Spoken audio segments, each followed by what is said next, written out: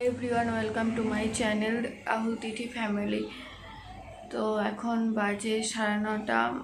আমি 9টার সময় ঘুম থেকে উঠেছি, এখনও ব্রাশ করিনি, কিচ্ছু করা হয়নি। তো চলো প্রথমে ব্রাশ করে নিই, তারপরে তোমাদের সাথে এই আজকের দিনটা যা যা করি তোমাদের সাথে শেয়ার করব।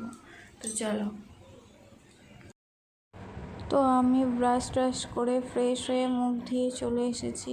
তো চলো আলু ভাজা করবো, তাই এখানে আলুগুলো কেটে নিচ্ছি ভালো করে।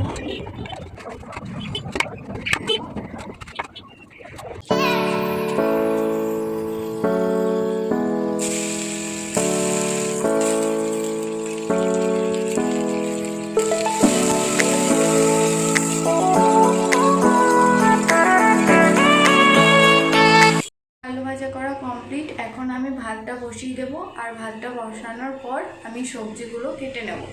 তো এখন 10টা পেরিয়ে গেছে। তো এখন আমি সকাল থেকে কিচ্ছু খাওয়া হয়নি।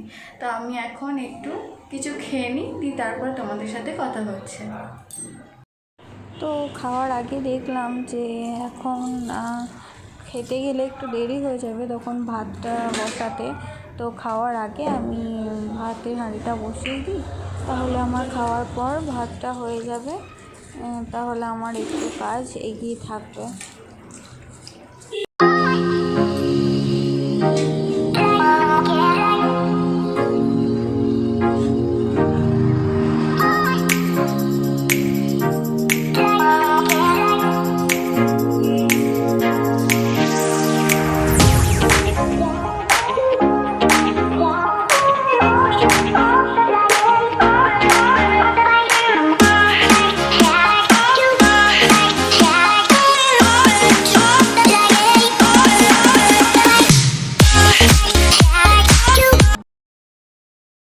আজকে ভাবছি এই আলুর পাঁপড় আর ওই আলু ভাজা দিয়ে জলখাবারের মুড়িটা খেয়ে নেব।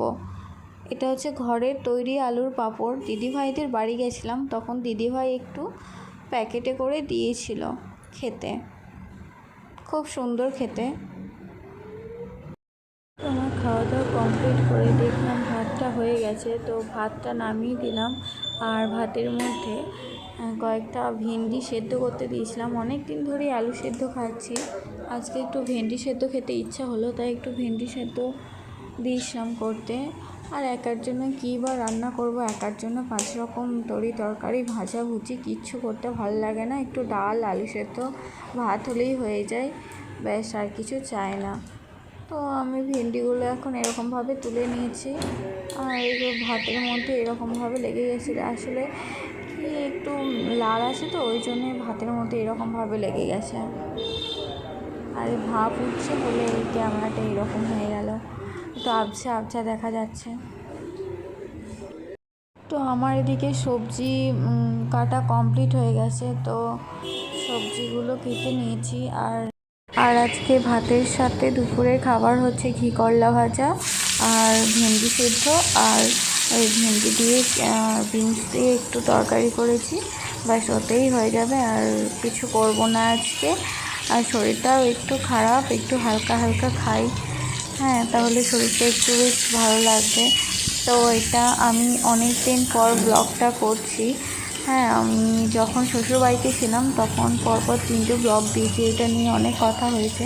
তো পরে তোমাদের সাথে শেয়ার করব এইসব কথাবার্তা কী হয়েছে না হয়েছে। মাঝখানে আমি অনেক দিন ব্লগ দিইনি, ওই জন্য তো আজকে আবার দিচ্ছি। তো তোমরা একটু আমার পাশে থেকে একটু সাপোর্ট করো।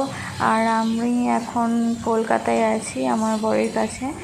তো আমি বরের কাছে চলে এসেছি, আর আমাদের এই যে রাস্তার ধারেই মানে বাড়িটা, ওই জন্য এত গাড়ি আওয়াজ হচ্ছে। প্লিজ এটা তোমরা স্কিপ করে যেও, একটু মানিয়ে গুছিয়ে নিয়ে দেখে নিও।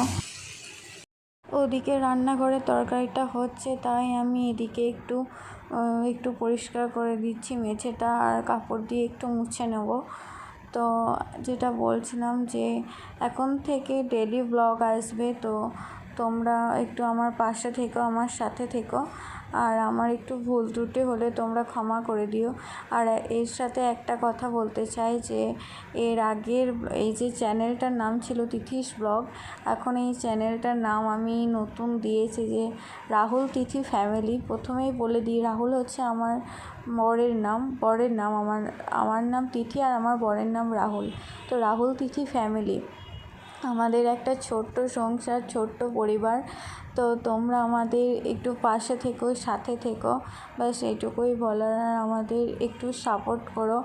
আর আমার এই নতুন সংসার, আমার এই মাত্র 6 মাস হয়েছে বিয়ে হয়েছে, তো আমি সেরকমভাবে কাজ বাজ কিচ্ছু করতে পারি না, আস্তে আস্তে একটু একটু করে শিখছি।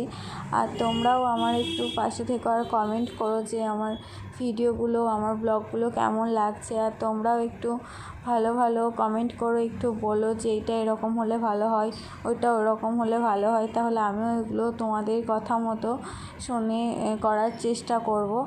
তো আমি এখন ঘরটা মুছে নিচ্ছি। এই যে আমার রান্না কমপ্লিট, আর আজকে 12:30টার মধ্যে আমার রান্না কমপ্লিট হয়ে গেছে।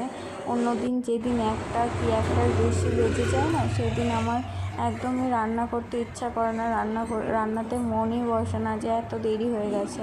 আর যেদিন আমার ঘুম থেকে উঠতে একটু বেশি লেট হয়ে যায়, সেই দিনই আমার রান্না করতে দেরি হয়ে যায়। রান্না বান্না কমপ্লিট হলে এবার স্নান করবো। হ্যাঁ হ্যাঁ,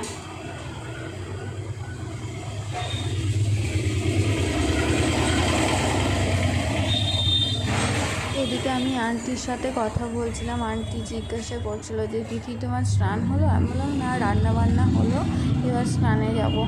তো আর কি যেন, হ্যাঁ, আর যেটা বলছিলাম যে আমাদের এদিকে না যে খুব বৃষ্টি পড়ছে। এদিকে যতই বৃষ্টি হোক না কেন, একটু গরম কমেনি। হ্যাঁ, এত গরম দিচ্ছি, আর এই গরমে রান্না করতে খুবই কষ্ট হয়। তো আমার রান্না বান্না কমপ্লিট হয়ে গেল। এবার আমার সব কিছু বাসন ধোয়াও কমপ্লিট। এবার আমি যাব, স্নান করে নেব। আমার স্নান কমপ্লিট। তো এখন যাচ্ছি দোতলা, মানে দোতলার উপরে ছাদে জামা কাপড় মিলতে। জামা কাপড় খুব একটা ছাদে আমি মিলতে আসি না, আমি বারান্দাতেই মিলি। কিন্তু এই দুদিন মেঘলা মেঘলা ওয়েদার, আর জামা কাপড় ভিজে থাকে, শুকাতে চায় না। হ্যাঁ, শুকায় না যে। সামনের বাড়ির ওই আন্টিটা বলছিল যে ওনার সিঁড়ি ভেঙে ছাদে আসতে খুব অসুবিধা হয় জামা কাপড় মিলতে, কিন্তু এই দুদিন আসতে হবে, ওই জন্য ওটাই বলছে। আর আজকে সকাল থেকে বৃষ্টি হয়নি, কিন্তু মেঘলা মেঘলা ওয়েদার আছে, আর খুব সুন্দর ঠান্ডা হাওয়া দিচ্ছে। হ্যাঁ, ছাদে খুব সুন্দর লাগছিল। হ্যাঁ, আর এই সারাদিন বৃষ্টি পড়ছে না, আর এই যে মেঘলা মেঘলা ওয়েদার, ওই জন্য আরও শুকাচ্ছে না।